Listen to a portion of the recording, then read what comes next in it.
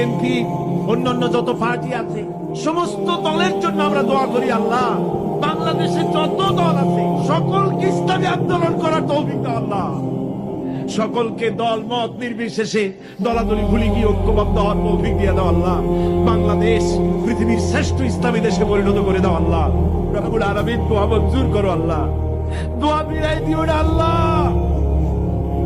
বর্তমান সরকার, রাষ্ট্রপ্রধান, প্রধানমন্ত্রী, মন্ত্রী পরিষদ, সংসদ সদস্য, সেনাবাহিনী, পুলিশ বাহিনী, আনসার বাহিনী, প্রশাসনিক ব্যক্তিবর্গ সকলকে ইসলামের প্রতি মহব্বত তাদের কলিজায় ঢুকায় দাও। বাংলাদেশে যত সাংবাদিক আছে সমস্ত সাংবাদিকদেরকে বোঝার তৌফিক দাও, ইসলাম ছাড়া উপায় নাই একথা বোঝার তৌফিক দাও। আমরা সকলের জন্য দোয়া করি, ছাত্র, শিক্ষক, মেহনতি জনতা, রাজনৈতিক দল সবার জন্য দোয়া করি আল্লাহ সকলকে ইসলামে আসার তৌফিক দাও।